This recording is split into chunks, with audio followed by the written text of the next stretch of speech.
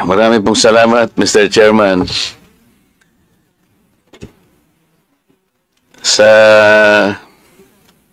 YouTube, sabi po ninyo kanina, lahat ng election misinformation, katulad po ng mga contents that might negatively impact free and fair democratic elections, ay tinatanggal po ninyo, sir. Tama po.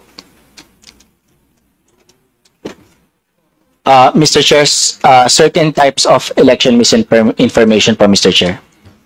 Kasi po ngayon, actual po yung nangyayari sa akin. Ako'y binabas po ng, hindi naman po masyadong marami. Ngunit, dahil nga po doon sa pagkakasabi ko na there is no such thing as West Philippine Sea, meron pong isang Commodore na tumawag sa akin na traitor. Do you understand, attorney, the word traitor? Yes, Mr. Chair. Yun ba ay shocking? Yun ba ay incendiary? Yun ba ay demeaning or inappropriate language for a member of Congress like me?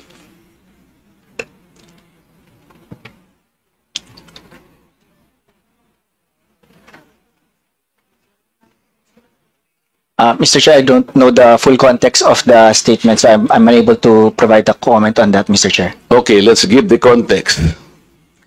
Nung po kasing nakaraang hearing, ang nagsuggest po na i-educate po natin ang ating mamamayan sa mga nangyayari sa West Philippine Sea, ito po ay pinasimulan po ng CICC. Siya po yung executive director po ang nagsabi na kung ang pag-uusapan po yung complexities surrounding this troubled sea, ay kailangan po nating ma-educate, ma-impormahan lahat ng ating mamamayan. Yun po ay sinabi niya sa liwanag ng maraming misinformation, marami pong mga deepfakes, mga fake news. Tama naman po siya sapagkat sabi nga niya, only an informed citizen can repel a fake news. Ako po, sinuportahan ko yung pangungusap na yun sapagkat kailangan lang. Sapagkat hindi naman po pwedeng pag-usapan po natin ang West Philippines Sea ng tayo-tayo lang. Sapagkat marami rin pong claimants kasi na pinag-uusapan dyan sa bahagyang yan ng ating mundo. So, gusto kong pasimulan po yung public discourse nung sinabi kong there is no such thing as West Philippine Sea. Ang ibig ko pong sabihin, if we involve the international community, hindi po nila makita sa mapa yung West Philippine Sea. Hanggat hindi po kasi natin na ipatatala ito sa pandaigdigang patalaan ng mga dagat, magtataka po yung mga bansang nasa Europa halimbawa. I-google nila o baka gamitin pa nila yung mga platapormang ginagamit po, YouTube, Facebook. Hindi po nila makikita sapagkat anyone that googles that particular area of our world, ang nakasulat lang po doon ay South China Sea. Hindi po naman nangangahulugan na pag sinabi natin South China Sea, pag-aari na ng China yon. In the same manner, Mr. Chair, yung Indian Ocean, hindi po pag-aari ng India yon. Yung Gulf of Mexico, Mr. Chair, hindi rin pag-aari ng Mexico. Ang ibig sabihin, gusto po nating iklaro lahat sapagkat ayaw nating payagan na magkakaroon ng misconception, miscommunication. Ang West Philippine Sea tayo po ang kumilalang. Tayo lamang po. Kung tayo lang naman po rito at wala na po tayong kasamang ibang bansa, okay na po sana yon. Hindi po pwede yung ganun sapagkat lalo na ngayon, pinag-uusapan nga po yung panig ng mundo na yan, ayaw nating masabi man lang ng ibang bansa, ano ba yung pinagkakaguluhan dito? Bakit hindi namin makita yung West Philippines? Kasi hindi nga po nakatala. Ang patalaan po, Mr. Chair, yung tinatawag lang International Hydrographic Organization. Ngayon po yung isang Commodore, tinawag po niya ako na traitor. Nang hindi po niya tiningnan yung konteksto ng pinag-uusapan. Bakit po hindi nyo ipaliwanag sa buong mundo na pinatatala na natin yung West Philippine Sea pero hindi natin maitala-tala. Matagal na pong panahon na pilit nating ipatala, hindi pa po na ipatatala. Kaya sa ngayon, hindi po nire-recognize. Tayo lamang po yon.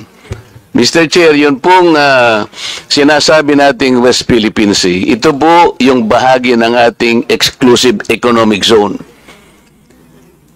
Atin po yun, for the record, kinakailangan pong malaman ng lahat. Atin po yun, kahit anong mangyari, we will fight anybody to the last drop of our blood.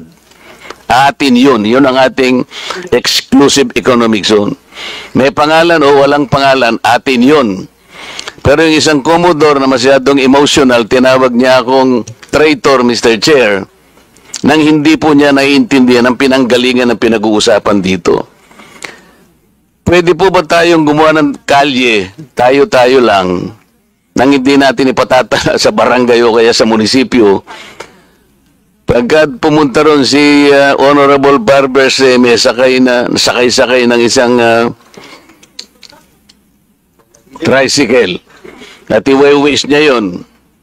Sapagkat ang gumawa lang doon si Congressman Paduan o sarili niya lang, hindi niya makikita yun, maliligaw yung tao. Yun ang ibig ko po sabihin.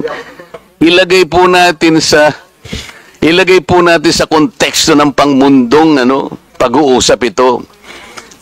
Hindi po tayo nag-iisang bansa lang sa daigdig. Yan po yung ibig ko sabihin. Ngayon, kung mag-google po, o kung magbablog po yung mga ibang mga tao at ipipilit nila na si Congressman Marcoleta, maka-China pala ito. Mr. Representative po ng YouTube. Kasi pag tinignan niyo po yung YouTube, lilitaw yan. Marcoleta pro-China. Paano po ninyo ipaliliwanag sa tao na hindi po ako pro-China? Ngayon po lumalabas, pag tinignan niyo po yung YouTube, lalabas po doon ewan ko sino po yung gumawa niya, pero maliwanag na talagang election misinformation, Mr. Chair. Lahat kanya ng kandidatong senador ni PRRD ay financially supported by China. Nandyan po ngayon sa YouTube. Lahat po niyan siguro nakikita nyo na.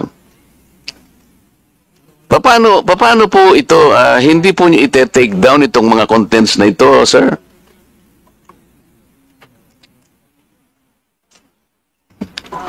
So kung meron pong magre-report nung content, i-assess po yung content against sa mga polisiya po. At, makikita po ninyo doon, sir, na I was called a traitor at yung statement ko raw is a disservice to the nation. It came from no less than the spokesman of the Philippine Coast Guard.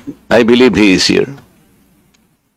May I request, Mr. Chair, that the Commodore sit in front or near us because there is still a vacant seat here between the Honorable Franz Castro and Yusek Nicolas Felix.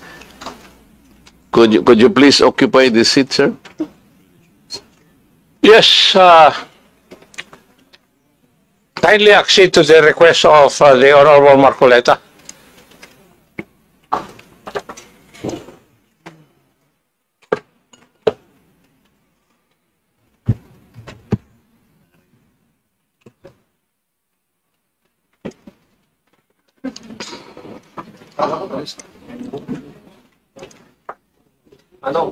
Ano ba yung mismo na?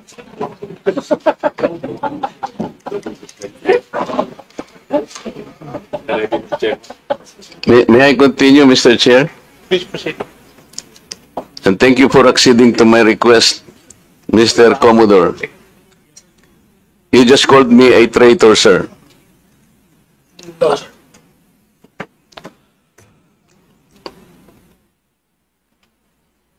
Nasa Facebook po, nasa social media. Sir, I didn't use the word traitor. Mr. Chair, with your permission, Butit inulit mo, Commodore, bago ka sumagot doon sa tanong niyang Juan, patapusin mo muna yung legislator and then you wait until you are recognized by the chair, okay? yes, sir. Thank you. Thanks, sir. Please proceed. You said that you did not say that I am a traitor, but it is in the social media. Did you take an effort to clarify that so that you could not mislead people because they might believe that you have said that? It is only now that you are disowning this statement. Mr. Chair. Mr. Chair. Yes, sir. To the Honorable Marcoleta, sir. Let's put it on record. I did not use the word traitor in describing your statement that the West Philippine Sea ay kathang-isip lamang po. Let me read my post on X.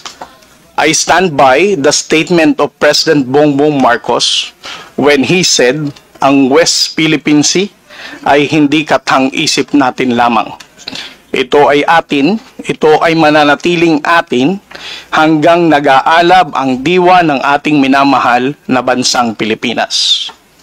Hearing someone claim that the West Philippine Sea is merely a fabrication of the Philippine government is a disservice and an embarrassment to their entire party, the organization he belonged to, and even their own family. How can the one face the younger generations today and tell them that our exclusive economic zone to the west of our archipelago is non-existent, effectively giving up the fight to assert their rights as Filipinos in the West Philippine Sea? Mr. Chair, sinabi ko ba na katang-isip ang West Philippine Sea? I cannot recall, Mr. Chair. Hindi, kasi ang salita mo dyan, merong nagsabing katang-isip. Sinabi ko ba na katang-isip ang West Philippine Sea? I said I stand by the statement of the President. I did not mention you said it, sir. Meron kang katang-isip na sinabi dyan eh. To whom are you referring that? No, sir. The katang-isip phrase was the President's statement during his SONA. I just merely restated the statement of President Bongbong Marcos Kaya nga, when he you are delivered now it to SONA. Kaya mo lang nilabas yan after I said that there is no such thing as West Philippine Sea. But that is in context of the fact that it is not yet registered in the International Hydrographic Organization. Alam mo, Commodore, ang procedure. Tama. Mr. Chair, No, you have to answer, Mr. Chair. Alam Yes, mo sir. yung procedure kung paano maitatala, kung paano natin papangalanan ang isang karagatan na tayo ang may-ari. You know the procedures, right? with respect to the 19th Congress who passed You the have Republic to Act answer my 12064, question, Mr. Chair. the Philippine Maritime Zones Act, sir, the West. Kindly repeat your question. You know, Commodore, the procedures on how we can register the name of a maritime area that we control or that we believe it is ours. You know the procedures on how Yes, to sir. register. Okay. So, ano na po ba, nakarehistro na po ba, nairehistro na po ba natin yung West Philippine Sea? Sir, with regard to your question, there must be a legislation and then submit it to the international. Oo nga, meron na po Hydrographic tayong Organization. legislation. And Yes, as a sir. matter of fact, nagagawa na po yung Congress. Kailangan po talaga yon. Yes, sir. Nagpasimula tayo sa administrative order, pero kulang yon. Kaya nga po ang Congress gumawa para tulungan po kayo. Okay, sa ngayon po, sa tagal na po ng proseso, yun po yung dapat ninyong palaging gagawin. Kailangan lahat ng lakas natin gamitin, maparehistro po natin. Pero ngayon, hindi pa nakarehistro, tama po. Again, sir, answer your question. It Please. steps by Commodore, step. sandali. Yes, sir. Please answer the question directly. The question calls for a yes or no. No, sir. If it's in IHO, yes, through legislation. Sinasabi ko yung IHO because this is the only world body that officially names a particular area of the sea. Kaya sa konteksto po ng pinag-uusapan natin, kaya ko lang nasabi, sapagkat hindi pa po nakatala, we need the international community to recognize a part of our own. Yun lang po ang punto doon. Mr. Commodore. So kung hindi pa po nakatala, tama po ako, hindi ba? No, sir. You are inconsistent. No, sir. I did not say that you're correct. I will not agree that you are correct. West Philippine Sea is our exclusive economic zone. Eh, Mr. Chair, wala tayong dispute that. Sinasabi ko na nga sa iyo, yung sinasabi nating West Philippine Sea is our own exclusive economic zone. This is ours. You and I should fight for it until the last drop of our blood. Ang sinasabi natin dito, kagaya ng nire-request ng CICC, let us educate our people sapagkat ang alam ng mga tao, lahat tayo, ang alam natin, nakarehistro na. Ang sinasabi ko, hindi pa po nakarehistro. Ikaw ba pwede kang mag-enroll sa isang eskwela nang hindi ka nag-register, nang hindi ka nag-enroll? You answer my question. Of course, sir, there is a legislation. Kaya hindi pa nakarehistro, Mr. Chair. This is the only point. Let us not create a mountain out of molehill. Bigla mong sasabihin, in response to what I said, tathang isip, o blah blah blah, at lumabas sa traitor. Hindi ka man lang gumawa ng effort, for example, na I did not say that. Ngayon mo lang sinasabi. But you know, people are bashing me. I am pro-China. When is the last time or the first time that I am pro-China? Again, Mr. Chair, I never said that you are a traitor. That is clearly posted on my Twitter Pero account. hindi ka po nagbigay ng paliwanag na sinabi mo sana doon sa social media din. Bakit nyo ina-ascribe sa akin na sinabi ko na traitor si Kong Marcoleta? I did not say that. It is only now that you are explaining na wala kang sinabi. But kumalat na sa social media, kaya nga tayo nandito. These are the excesses and the abusiveness of social media, Mr. Chair. Nangyari na. Kahit na ilang libong mag-explain ka dito, yung tao narinig na nila na ikaw ang nagsabi. Because meron ka pang litrato dun eh.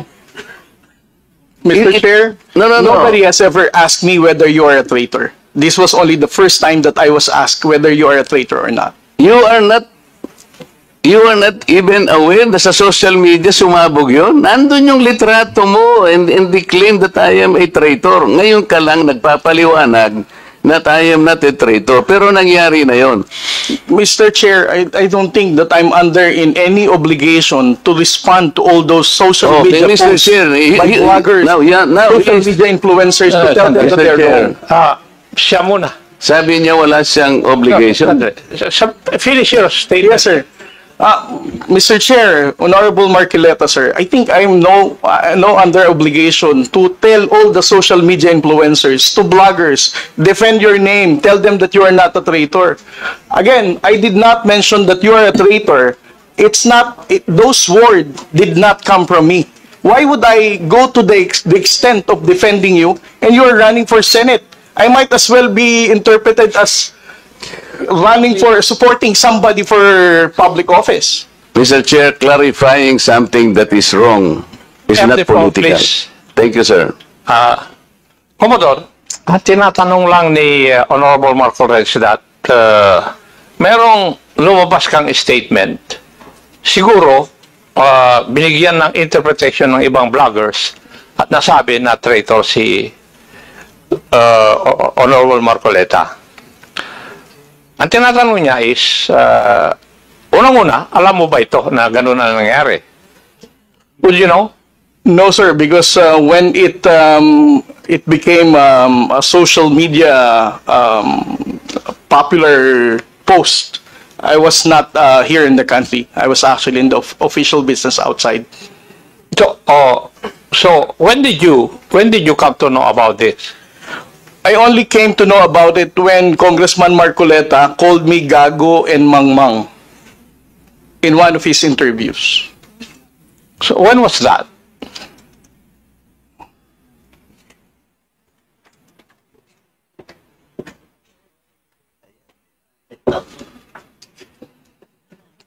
During his interview last February 10, huwag tayong magpagago at magpaka-ignorante katulad ng Commodore na yan. So, at that point in time, ang tinatanong kanina ni Honorable Marcoleta na merong misinterpretation doon sa iyong statement sa social media. Yes, sir. And you did not bother na i-correct man lang yun. Yun ang dinadrive ni Honorable Marcoleta kanina pa. Yes, sir. So, please answer that question. You did not do anything. I did not do anything, sir. Okay. Why? Why did you not do anything? It's because, sir, if I'm going to keep on defending because one... No. Yeah. You are not supposed Yes. to defend me. Yes, sir. Because if as I it is said... true, Mr. Chair, that he did not call me traitor, but it continues to be there and to be consumed by the public through the social media. I think it is his responsibility to deny it if it did not come from him. That is all I was asking. And I think this is not too big for him to do. Yun lamang eh. Yeah, but he admitted that he did not do anything. Yun na nga, that's why I'm asking why is it not important to you to correct something that did not originate from you? It's because, Mr. Chair, the only time I learned about that was when I heard about your interview calling me Gago and Mangmang. Why would I even defend you if you're calling me Gago? As a commissioned officer of the Philippine Coast Guard, being a spokesperson, calling me Mangmang, not knowing what I'm saying. But actually, if you will read that context, How would I even the defend act you? of doing it is the one that is gago, di ba? Yung ganon, not necessarily the person eh.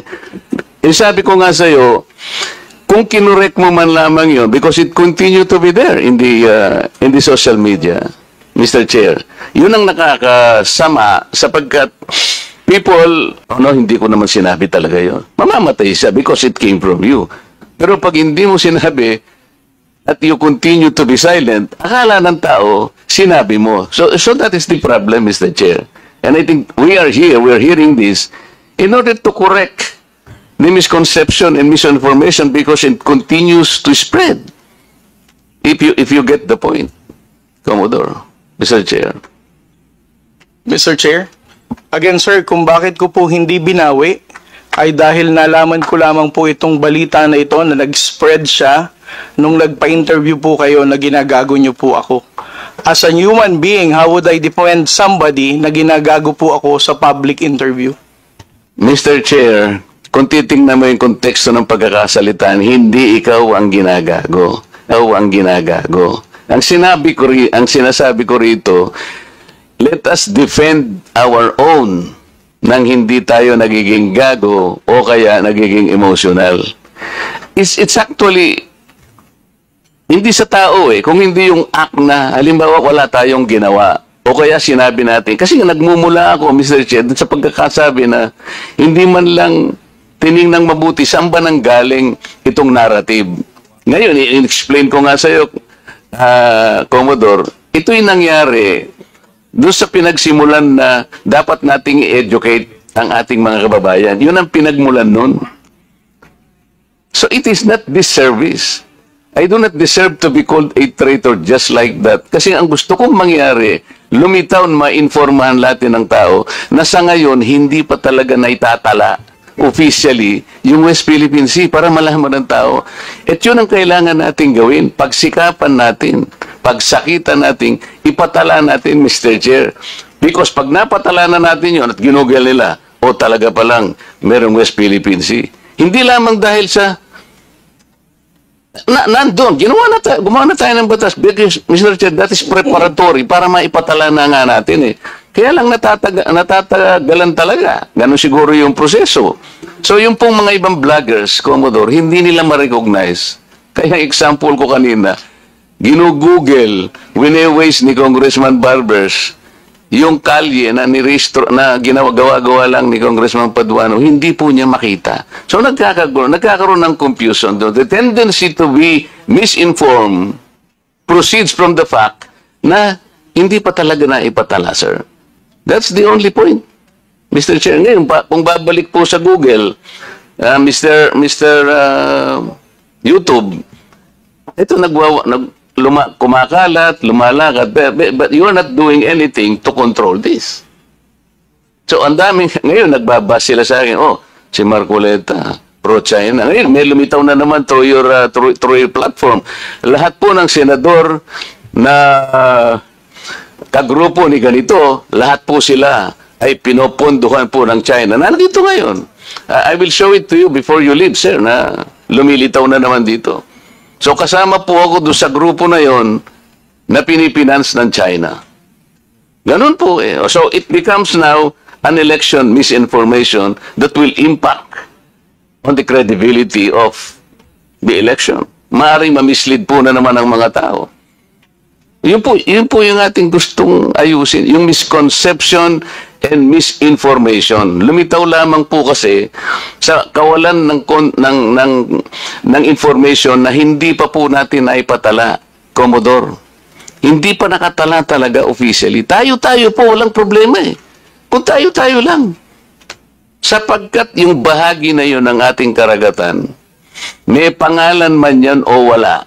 Sabi ko nga sa'yo kanina, tayong dalawa ilaban natin yun hanggang sa huling patak ng ating dugo. Atin yun at walang makakapagpabago nun. Ang problema, nagkakagulo tayo because of that misconception.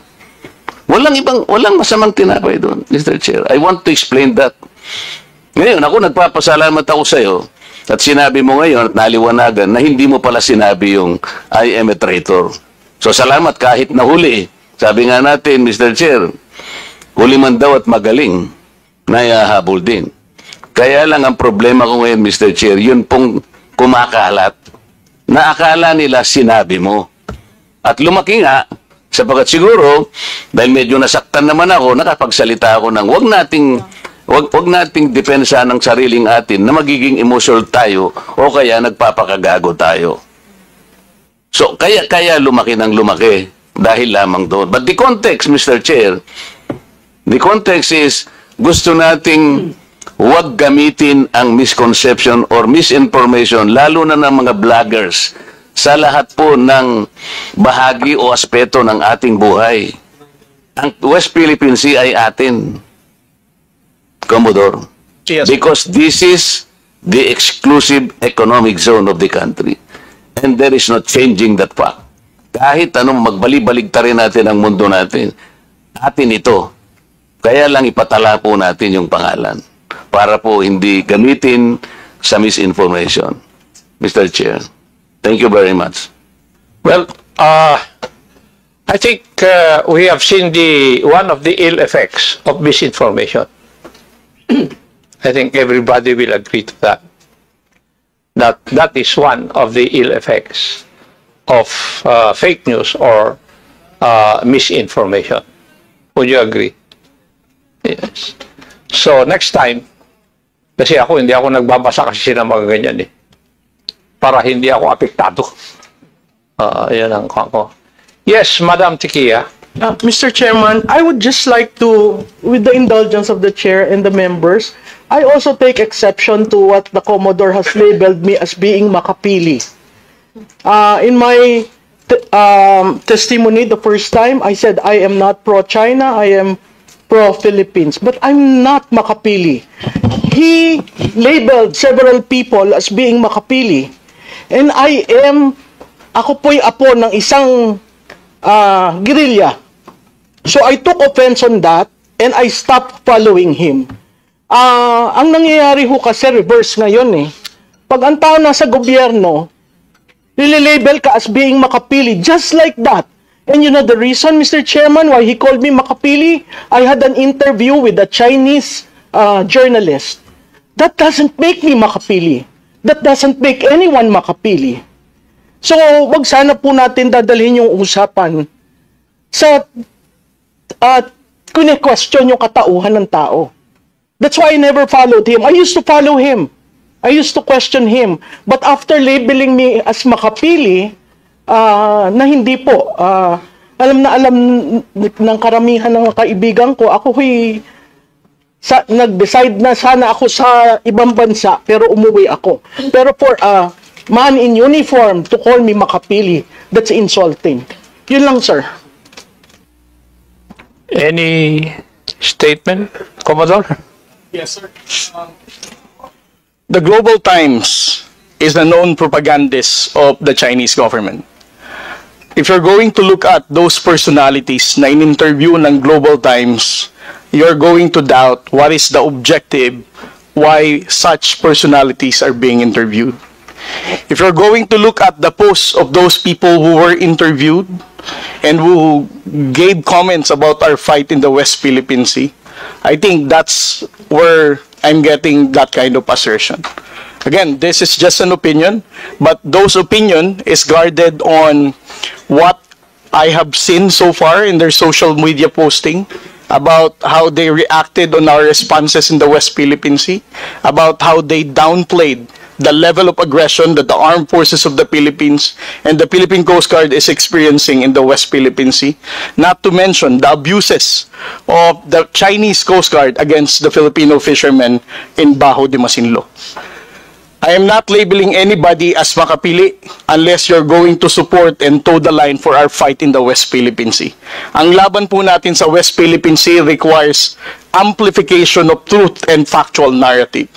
Let us not distort the messaging of the Philippine government. Ang laban po ng West Philippine Sea, hindi lamang po ito laban ni Pangulong Bongbong Marcos. Laban po nating lahat ito bilang Pilipino. I agree with you, but that doesn't give you the right to label people unless you have concrete pieces of evidence. When you label people wrongly, they are committing a crime. Would you agree with that, Commodore? Yes, sir. I definitely agree. And that's why I'm looking into my social media whether I clearly identified Miss Maluti Kia as a makipili. Sir, you tagged me. That's why I stopped following you. And that was, sir, Mr. Chairman, that is one interview. I received invites for interviews, whether political, whether campaigns, and that is one. How can you label me without knowing me first? That's my point. Being makapili in your time and the time, it's something that we hold dear. We do not want to be labeled makapili. But he readily labeled me with one interview. That doesn't define me. That doesn't define my belief in the Philippines and on South China Sea. At Commodore, ang laban ho sa South China Sea, nagsimula pa yan nung unang-una pa. Mr. Chairman, hindi point lang of order, ngayon. Mr. Chairman. Sandali. Thank you, Mr. Chair. Yes. Kaya nga po, nagkakaroon ng hearing na ganito dahil nagiging problema na natin yung fake news Otherwise, this issue would not reach Congress. Ako nga, to tell you frankly, yung mga anak ko ang nagsabi sa akin, smile at nakipagkamayan lang ako kay Honorable Franz Castro. Nililabel na ako na friendly with the left. O nag-I5. Anak ko ang nagsabi no dahil hindi ako nagbabasa ng ganyan Sayang lang yung oras. Kasi I need to discern whether the news presented there are true or not. And that would need time for me to discern or to find out, to validate whether it's true or not. So, never mind. It's just a waste of time. Yun ang aking paningin dyan. That's why I'm not affected kung ano man ang sinasabi. Nangingiti na lang ako pag naiinis si Honorable Marcoleta pag sinasabi na traitor siya. Anyway, Honorable... Chairman, just, I will not anymore raise a point of order, but this is just a reminder to all the members, to all the resource persons. In the hearing, any hearing, we do not allow that exchanges of, Mr. Chairman, exchanges of accusation against, from one resource person to another. We have a different venue for that. And with due respect to Ma'am Malu, Ma'am, sorry po, kasi ganito yung rules natin, it's between the good Commodore and of course the issue raised by Congressman Marcoleta. Now, we should not attack resource person to that question and attack statements coming from the resource person mismo. Thank you po, Mr. Chairman. Thank you po. Thank you. Before I give the floor back to the Honorable Marcoleta, let me recognize the presence online of the Honorable Maria Rachel J. Arenas. Magandang hapon po. Yes, Honorable Marcoleta, please proceed. Colonel, Did Commodore. Okay. Commodore, you graduated from the Philippine Military Academy? No, sir. I'm But- 3 weeks short of my graduation. Would you like to say, or you would like to explain why you did not succeed in graduating from that great military academy? Yes, Mr. Chair. As what the chairman, General Acob, knows, we have the honor code among the Cadet Corps Armed Forces of the Philippines. I was charged of cheating with other 7 of my classmates, and it was a gentleman's agreement. If you violate the honor code, you formally file your resignation, and then you just leave, sign the clearance, and get out of the Philippine Military Academy. And that's 3 weeks before my graduation, sir. I never insisted because I respect the honor code. But did you violate the honor code? Yes, sir, we did. That's why I resigned for the good of the service. Okay, but that's not my question. We need to defend our exclusive economic zone with all our might and with all our life, because it is ours. Hindi lamang yung EEZ, merong continental shelf, territorial sea and all this. These are maritime rights, which even the UN Convention of the Law recognizes. We had an award, yung arbitral award between the Philippines and China, and the subject matter is the South China Sea. You know that, Yes, I'm sure. In that particular award, the tribunal ruled that the Scarborough Shoal is a traditional fishing ground. Yes, sir. I'm sure you studied that. Traditional fishing ground proceeds from the traditional fishing rights, so TFR, which is a private right fully recognized under public international law. Yes, sir. You agree? Traditional fishing ground. And in that award, the tribunal said, well, the Vietnamese, the Chinese, and the Filipinos can freely fish in that area because it is a traditional fishing ground. Mr. Chair, I think the good Commodore and the rest of the agency that is bound to protect our fishermen could have started along that line. Because a traditional fishing right is a private vested right. It does not concern territory. Sa aking palagay, Mr. Chair, mas magandang maging magandang simula yun. Let's talk to China. And I believe China will recognize the traditional fishing right. Because in the year 2000, I will remember that they had an agreement with Vietnam in the Gulf of Tonkin. If you will study that. Nagkaroon sila ng agreement and they divided that fishing ground among themselves. Something that we can also do para hindi tayo nagkakaroon ng girian. Pinag-uusapan lang naman dyan are the living resources in this particular area. Bakit hindi po natin binibigyan ng emphasis? Why don't we initiate something positive along that line? We had that tribunal ruling. Sabi niya, it is a traditional fishing ground. Bakit hindi natin sila kausapin on that basis? Marami tayong jurisprudence, international jurisprudence. In 1974, pag-aralan po ninyo, Mr. Chair, yung mga maritime cases that was ruled by the tribunal. Yung case ng Federal Republic of Germany against parang Holland, and also Great Britain against Holland. Yung alam po ninyo, yung ruling is the same. Kahit siya yung merong reference do sa sea na yon, it cannot exclude the rights of the other coastal areas to fish sapagkat they invoke the traditional fishing right. I am asking, Mr. Chair, why no initiative has been taken along that line? Mr. Chair, Yes, sir. To Honorable Marcoleta, it's beyond my pay grade to explain why our strategy is not in alignment with that fishery agreement in Bajo de Masinloc.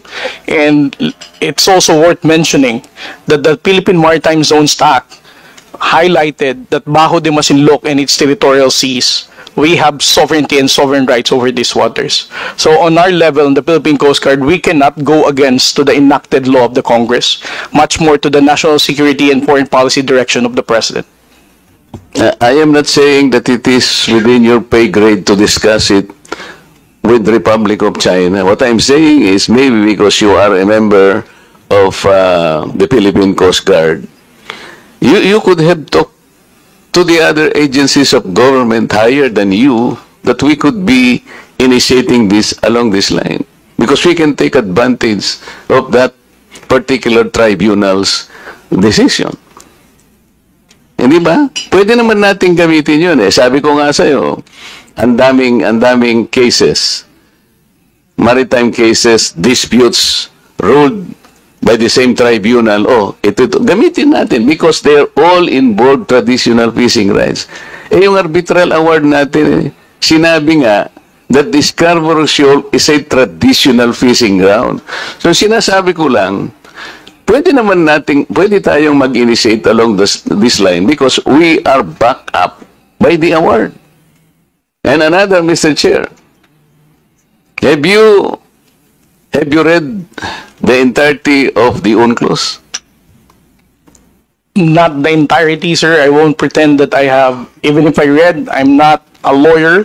I have a PhD in international relations, but I'm not a legal person. So I won't claim that I fully comprehended the contents of the entire UNCLOS. Understood. Okay, so what about the aspect of that particular